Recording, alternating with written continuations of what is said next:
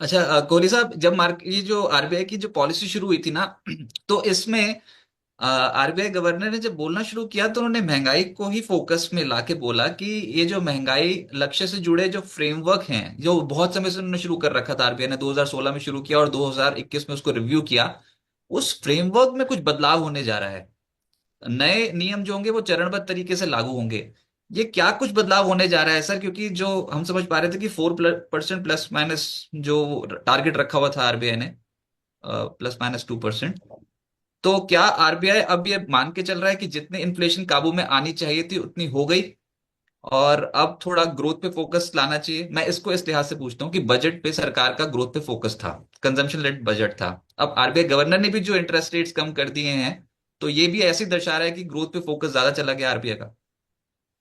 देखिए रजत, एक balanced approach तो रखनी पड़ेगी। आप खाली ग्रोथ पर फोकस, क्योंकि आपने जैसे कहा कि उन्होंने शुरुआत ही इन्फ्लेशन से करी, तो इन्फ्लेशन एक सरदर्द की तरह। आप अगर हमारे इनसे पिछले जो गवर्नर साहब थे, शक्तिकांत दास, उन्होंने तो यहाँ तक कहा था ये बहुत स्टबन है, एडमेंट है बहुत, ये इन्फ्लेशन खासकर फूड इन्फ्लेशन जो है वो बहुत सरदर्द बनी हुई है। और मैं ये अभी भी ये मानता हूँ रजत के फूड इन्फ्लेशन अभी भी टॉलरेबल लेवल से बाहर है। और अगर आप मुझसे ब्रॉडर टर्म्स में पूछें और आसान टर्म्स में पूछें तो मैं कहूंगा आपकी किचन की जो बनिए को लिस्ट जाती है, जो जो आप डिपार्टमेंटल स्टोर में ग्रोसरी लिस्ट जाते हैं, आजकल वो उस ब्लिंकिट भी जाती है मतलब। हाँ आजकल मतलब वो मतलब ऑनलाइन आप भी जाती आप है। डिपार्टमेंटल स्टोर ले लीजिए, ब्लिंकिट ले लीजिए, या जाके मंडी से खरीद रहे कुछ भी, वो जो लिस्ट है ग्रोसरी लिस्ट, वो लिस्ट अभी भी सरदर्द है। क्योंकि वहां पर अगर आप हाउस होल्ड से बात करेंगे तो वहां पर आपको अभी भी शिकायत सुनने को मिलेगी कि इन्फ्लेशन रेट अभी टॉलरेबल लेवल से बाहर है। तो इन्फ्लेशन को, coming back to your question, inflation को नजरअंदाज करके तो अभी नहीं चला जा सकता। I think it is a bit too early कि हम इन्फ्लेशन को बैक सीट पर ले आए और ग्रोथ को आगे ले आए। उन्होंने थोड़ा सा स्टैंड चेंज तो हुआ है, ये तो इसमें कोई दो राय नहीं है, तभी आपको रेट कट देखने को मिला है।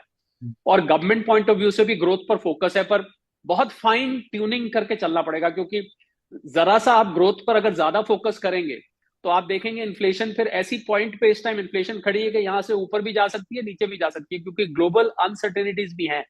और मुझे लग रहा है रजत के ग्लोबल लेवल पे एक फूड क्राइसिस मुझे लग रहा है कि आ सकती है इस टाइम। क्योंकि भारत फूड बास्केट बन चुका है दुनिया का, पर बाकी की जगह अगर आप देखेंगे तो फूड प्रोडक्शन, फूड आउटपुट उतनी कंफर्ट लेवल में नहीं है, वो नीचे की तरफ ही है। तो ग्लोबल फूड क्राइसिस अगर आती है, या ट्रम्प साहब की अनप्रडिक्टेबिलिटी जो है वो सामने आती है, पॉलिसी की अनसर्टेनिटी सामने आती है, तो इन्फ्लेशन अभी भी कंसर्न बन सकता है। तो हम पूरी तरह से ये नहीं कह सकते कि हमने अब ग्रोथ को आगे कर दिया है, इन्फ्लेशन को पीछे कर दिया है।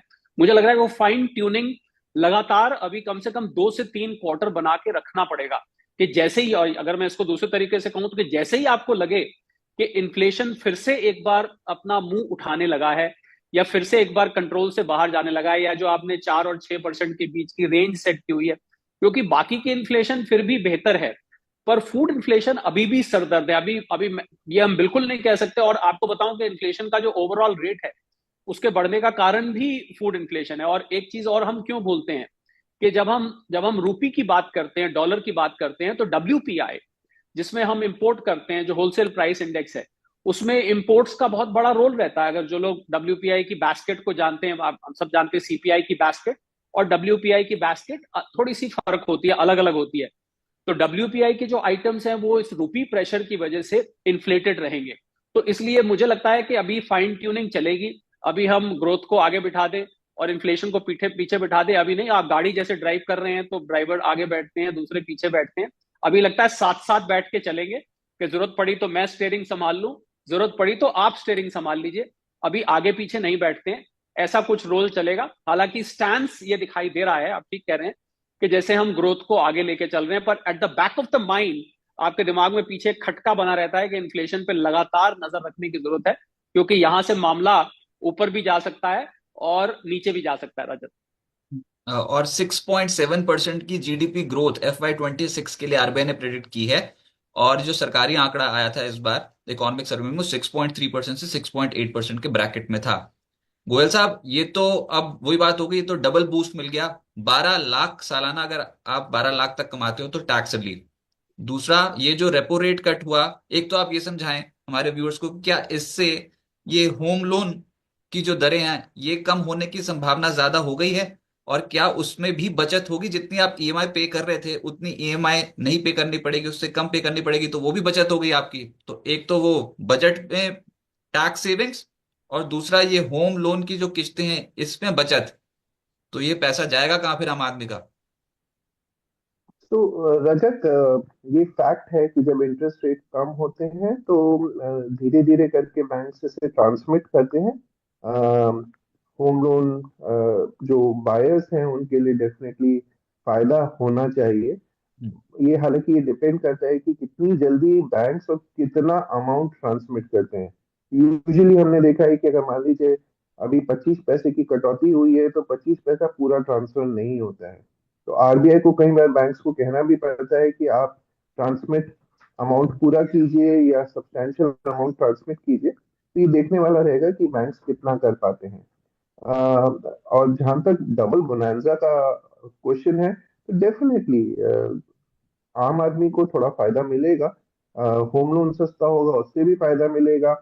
और टैक्स में जो बचत होगी, हालांकि एक बहुत छोटा पोर्शन है जिसको टोटल सिटीजन पॉपुलेशन में बहुत एक स्मॉल परसेंटेज ऑफ पॉपुलेशन है जिसको फायदा मिल रहा है, क्योंकि इंडिया में टैक्स पेयर्स ज्यादा नहीं है। बट जितने भी हैं उससे अल्टीमेटली 1 लाख करोड़ रुपए का एडिशनल या तो इन्वेस्टमेंट होगा या कंजम्पशन में एड मिलेगी या लोग कुछ और परचेजेस करेंगे, जिससे ओवरऑल इकोनॉमी को भी बेनिफिट मिलेगा और एक आम आदमी को भी मिलेगा। तो आई think it is not just good for the economy, but एक आम आदमी के लिए भी बहुत बहुत फायदेमंद होगा।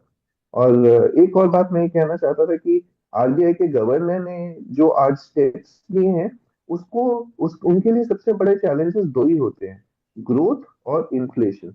और ये एक फाइन बैलेंस क्रिएट करना ग्रोथ और इन्फ्लेशन के बीच में उनकी सबसे बड़ा ऑब्जेक्टिव होता है आरबीआई पॉलिसी मेकिंग का।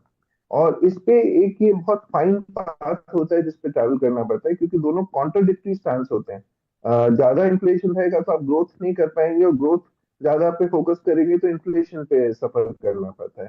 तो आई थिंक उन्होंने, कंसिडरिंग द सिचुएशन जो आज हम जिस जगह पर चल रहे हैं, उस हिसाब से जो उन्होंने स्टेप लिया है to control growth as well as to, हमारी ग्रोथ को बढ़ाने के लिए और इन्फ्लेशन को कंट्रोल करने के लिए, I think it's a step in the right direction.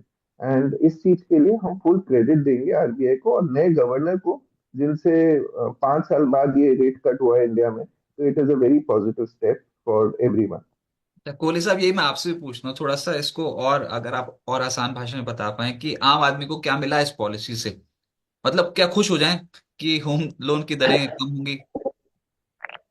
जी हाँ, बिल्कुल। देखिए, अगर 5 साल बाद आपको कोई कट मिलता है तो खुश होने की बात, क्योंकि जब जब पॉलिसी आती थी पिछले कई क्वार्टर्स में, तो आम आदमी तो इंतजार करता था कि मेरी लोन की ईएमआई जो है वो कम हो जाएगी, मुझे हाउसिंग लोन। मुझे लगता है कि एक और इसका जो आउटकम होगा कि थोड़ा रियल एस्टेट सेक्टर को भी बूस्ट मिलेगा। जहां एक तरफ कंज्यूमर गुड्स, ड्यूरेबल गुड्स को बूस्ट मिलेगा कंजम्पशन का, हम ये भूल रहे हैं कि रियल एस्टेट सेक्टर देश के कुछ हिस्सों में कहीं कहीं अब स्टेबिलिटी आ रही है। जो तेजी हमने देखी थी कोविड के बाद से, वो थोड़ा सा स्टेबलाइज हो रहा था। अगर हम लग्जरी सेगमेंट छोड़ दें, तो जो मिडिल क्लास या लोअर मिडिल क्लास का जो रियल एस्टेट है, उसमें थोड़ी सी अब स्टेबिलिटी आ रही थी। वो तेजी उतनी देखने को नहीं मिल रही थी, उसको फिर से एक बार बूस्ट मिलेगा, क्योंकि हाउसिंग लोन्स जब ईएमआई सस्ती होती है तो लोग लोन लेने को आते हैं। और आपने बड़ी अच्छी एक बात पूछी कि इस पैसे का लोग क्या करेंगे। अब दो ही काम कर सकते हैं, या तो मैं खर्च कर दूंगा, जो आपको इनकम टैक्स की 12 लाख वाला बोनांजा मिला है नो टैक्स का, या जो अब आज ईएमआई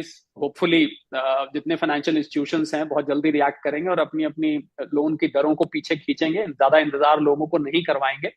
तो उसको देखते हुए मुझे लगता है कि पैसा या तो लोग सेव कर लेते हैं या लोग स्पेंड कर लेते हैं। मुझे लग रहा है कि ये पैसा स्पेंडिंग में ज्यादा जाएगा। और मेरे से किसी ने ये पूछा, रजत, बड़ा इंटरेस्टिंग सवाल पूछा कि अगर 1 लाख करोड़ सरकार का रेवेन्यू लॉस है 12 लाख इनकम टैक्स की वजह से, और आज जो ये 25 बेसिस पॉइंट का पुल बैक हुआ है, इसमें कितना पैसा मान लेते हैं, चलिए मैं मान के चलता हूँ 10, 20, 50 हजार करोड़ रुपए का फर्क पड़ता है, मैं एक अंदाजा लेके चल रहा हूँ। तो मान लीजिए 1, 1.5 लाख करोड़ की ये जो लिक्विडिटी लोगों की जेब में आ रही है, इसका आप क्या करेंगे? तो मेरा अनुमान है कि 70% ये स्पेंडिंग में जाएगा और 30% ये सेविंग में जाएगा। क्योंकि पीछे इन्फ्लेशन की वजह से, रजत, क्या हुआ था, लोगों ने, जो हाउस होल्ड थे, उन्होंने बहुत हद तक अपने जो विशेष थे किसी ने फ्रिज लेना था, किसी ने टीवी लेना था, किसी ने कार लेना था, किसी ने वॉशिंग मशीन लेनी थी, माइक्रोवेव लेना था। उन्होंने अपनी उन विशेष को ना दबा के रखा हुआ था, वो नहीं ले रहे थे। अब जब 30,000 से 1,10,000 रुपए तक आपकी इनकम टैक्स की सेविंग हो रही है, मैं उन 2-3 करोड़ लोगों की बात कर रहा हूँ जो इनकम टैक्स देते हैं, मैं सारे सबकी बात तो नहीं कर रहा। तो वो अब मुझे लग रहा है उस स्पेंडिंग को करें। किसी ने कहीं घूमने जाना था, तो 70% मुझे लगता है स्पेंडिंग में आएगा। 30% ये अभी भी कुछ लोग बचाते हैं, बाय हैबिट बचाते हैं कि इसमें से कुछ हमें बचा के भी रखना चाहिए, तो वहां जाएगा। तो जो स्पेंडिंग में पैसा आएगा वो डेफिनेटली एक एक बूस्ट प्रोवाइड करेगा, हालांकि वो डिमांड को स्पर करेगा। और एक चीज हम रजत भूल रहे हैं, हमने अभी इन्फ्लेशन और ग्रोथ की बात करी, हम ये भूल रहे हैं कि अगर डिमांड बढ़ती है और अगर ये पैसा सारा कंजम्पशन में चला जाता है या 70% चला जाता है, तो थोड़ा सा उससे इन्फ्लेशनरी प्रेशर भी आता है। आप डिमांड, हम सब जानते हैं इन्फ्लेशन कैसे चलता है, डिमांड सप्लाई पे चलता है। तो अगर डिमांड बढ़ती है तो इन्फ्लेशन प्रेशर भी आता है। इसीलिए मैं आपको कह रहा था कि ये फाइन ट्यूनिंग बटन पर हमेशा हाथ रखना पड़ेगा। आप इस फाइन ट्यूनिंग से बटन कभी हाथ हटा नहीं सकते हैं, क्योंकि इन्फ्लेशन पर बहुत बारीकी से नजर रख के, ग्रोथ पर फोकस करके, पर जैसे ही आपको लगे कि इन्फ्लेशन फिर उस रेंज से बाहर जा रही है, तो मुझे लगता है फौरन फिर हमको ये ब्रेक लगानी पड़ेगी। हालांकि हम, let us be very optimistic कि आगे ये ट्रेंड बना रहेगा। रबी क्रॉप आ रहा है, बैसाखी आ रही है, तो एग्रीकल्चर सप्लाई आनी चाहिए, एग्रीकल्चर प्रोडक्शन फिर एक बार हमें रिकॉर्ड पर दिखना चाहिए। उससे we are predominantly an agriculture driven economy, हमें ये नहीं भूलना चाहिए। तो एग्रीकल्चर में जब फेवरेबल आउटकम आता है, प्रोडक्टिविटी आती है, आउटपुट आता है, तो उससे इन्फ्लेशनरी प्रेशर थोड़ा सा कम होता है। तो उसको देखते हुए अभी तक सब ऑप्टिमिस्टिक दिख रहा है। पर मैं फिर यहाँ पर एक बात बहुत जोर दे के कहना चाहूंगा, जो अभी आरबीआई गवर्नर साहब ने बात कही, मैं खुद उस बात को बहुत दिनों से बोल रहा हूं कि जितनी ग्लोबल अनसर्टेनिटी इस वक्त है, शायद ये आज से पहले हमें इतनी देखने को नहीं मिली थी। तो उस ग्लोबल अनसर्टेनिटी को देखते हुए बहुत लॉन्ग टर्म में प्रिडिक्शन करने से थोड़ा सा अपने आप को रोकूंगा। I think quarter by quarter हमको देखना पड़ेगा कि किस तरफ ये ऊंट करवट बैठता है, उसके हिसाब से मैं एक प्रोजेक्शन करना चाहूंगा। For now everything looks okay, और मुझे लगता है कि एक दो कट्स और आने चाहिए। अगर आते हैं, it will be very good for the economy, liquidity बढ़ेगी, कंजम्पशन बढ़ेगा, बट इन्फ्लेशन की सरदर्दी बनी रहेगी। और पैसा तो वैसे भी नहीं बन रहा है स्टॉक मार्केट में, बड़ा मुश्किल पड़ रहा है सीरियसली। पिछले कुछ समय से तो ऐसा ऐसा तनाव हो रखा है ना कि मतलब बस पॉलिसीज देख लो, मुझे बजट। रजत, रजत, अगर मुझे आप एक कमेंट और करने की इजाजत दें, तो देखिए, मार्केट, आप तो मार्केट के खुद बहुत और बिस्तक तो मार्केट को बहुत क्लोजली ऑब्जर्व करता है। आपके मैं मार्केट के कमेंट्स आपको फॉलो करके पढ़ता रहता हूँ। पर देखिए, मार्केट की खूबसूरती यही है।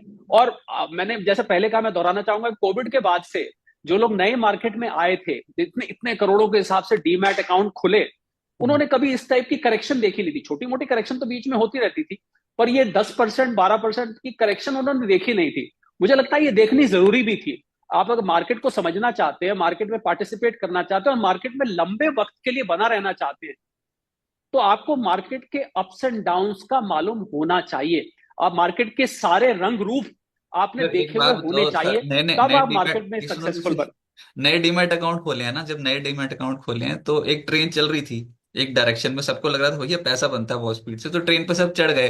जी, अब उसके बाद वो ट्रेन कहीं भी चलनी जी, शुरू हो गई, किसी को कुछ समझ में नहीं आ रहा कि भैया ये कहाँ चले गए हम। तो वो डीमैट अकाउंट जो खोले थे उसमें कुछ काम वाम नहीं हो रहा।